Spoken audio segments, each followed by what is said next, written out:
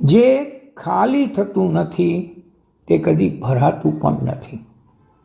આપણી પાસે જે છે તે જ આપણને એટલું ગમી ગયું છે કે તેને પકડીને આપણે બેઠા છીએ.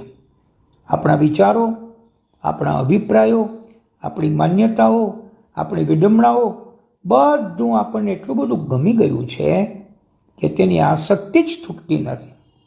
અને તેથી આપણા હૃદયને સારું શું, સાચું શું, સત્ય શું, પરમ તત્વ શું તે જાણવાની ઈચ્છા જ થતી નથી.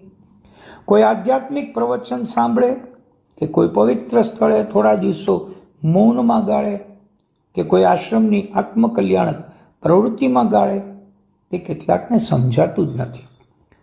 પરમ સત્યને જાણવાની તેની કોઈ વૃત્તિ જ વિકસી હોતી નથી. જ્યાં સુધી ભૌતિક લગાવ રહેશે ત્યાં સુધી જ્ઞાન પ્રાપ્તિની કોઈ ઈચ્છા થશે નહીં.